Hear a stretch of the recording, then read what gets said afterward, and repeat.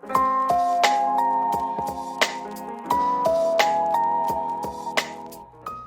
friends, welcome back to The Curated Home. Maggie and I are so happy that you stopped by to see what we're up to. In today's video, we're going to be decorating the kitchen for fall. And if this is your first time stopping by, we're so happy that you stumbled upon our channel. We hope that you would consider being a part of our YouTube family by clicking that subscribe button and hitting the notification bell so you're alerted each time we upload a new video, which is typically on Sundays. And in today's video, we're gonna do all kinds of things. We're gonna make our placemats from scratch. Well, not necessarily from scratch, semi from scratch. And we're gonna do all the fall things and bring fall to the kitchen. Without further ado, let's decorate. So we're gonna start by making some placemats that match the pillowcase curtains that I made for the kitchen. And the pillowcases came from Country Treasures. I happened to pick them up at a thrift store, and then I went to a different thrift store and found a tablecloth that matched it, also a Country Treasures item. So I basically just laid an old placemat that I was not going to use anymore. It was sitting in my yard sale pile, but I went ahead and thought I'd repurpose them by laying them out on the tablecloth fabric and cutting around it, giving enough space around the perimeter of the placemat so I could fold it over. And I wanted a nice, neat fold over, and to do that, you want to angle cut at each corner so that when you fold your fabric over, it lays nice and you don't have a large overlap. And then I just used the fusing tape.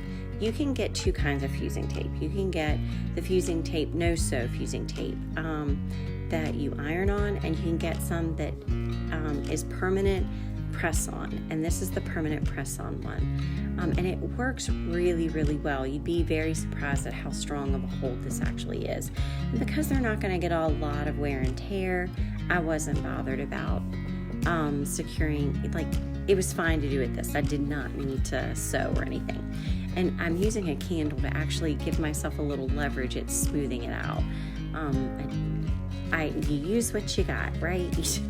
It is what it is. Especially when I have an idea in mind, I just go with it. I just want to get it done. So anyway, I'm going to go all the way around the perimeter, fusing this, putting the fusing tape on, and getting it all sealed up. And I will have placemats that match my curtains perfectly. So let's get this table set with the placemats we just made. We're going to then lay another placemat to add depth and texture. We're going to then layer it again with a charger, and then we're going to put some napkins from that extra fabric through a pumpkin napkin ring. Then we're going to finish this table look off with a pedestal, a berry wreath, and a candle, a pumpkin candle at that. And then that's going to keep this simple so that we can use it for company and for our day-to-day use. Even my husband says, good job. Even though the kitchen is the room that we use most often and I need it to stay functional, I'm still able to accomplish having that fall vibe, that fall look and feel by, putting some fall touches out here and there and really making it look like a very well curated space, even though it's really not a lot of work or a lot of decor that I'm using. I can accomplish this by using some garlands that are in the color scheme that I want. And this garland is really great because you can get it from Hobby Lobby. It comes in 12 feet lengths. You can get it very, very inexpensively, especially when it's marked down to 50% off. I think it's like $6 or $7. And you can detach it and make it into smaller lengths, shorter lengths without cutting it, which I love. I don't think that most people realize that those garlands, some of them have those detachable points and you don't have to cut it. So I'm just going to start by adding small touches of fall throughout the kitchen. And that would be like some potpourri, some dried oranges, some cinnamon sticks, some pumpkins, things of that nature. Of course, I also want to add that sense of fall with a scent, so I will also place a few candles out on the countertops. What is fall without coffee? You have to have Even people that don't like coffee know that coffee and fall are kind of synonymous. So you want to have a nice little coffee bar or a hot chocolate bar. And we keep ours simple and functional. We do use the things that are over in this area. So I'm just adding simple, small touches to bring that fall feel in, but still keeping it very functional.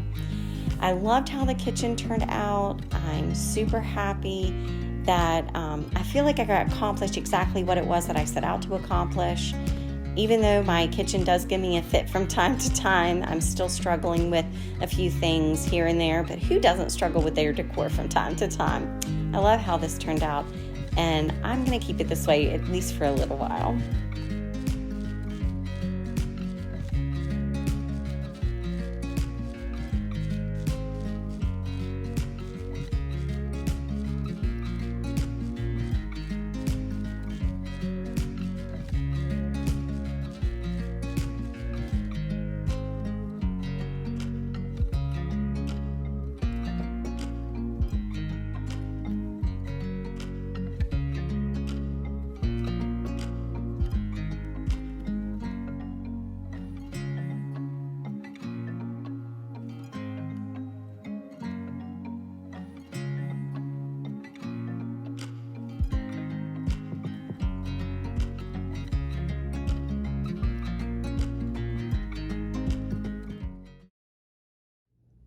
Well, there you have it, friends. We have finished the kitchen, and I'm okay with it. It's a functional room, so everything I do in here has to be functional.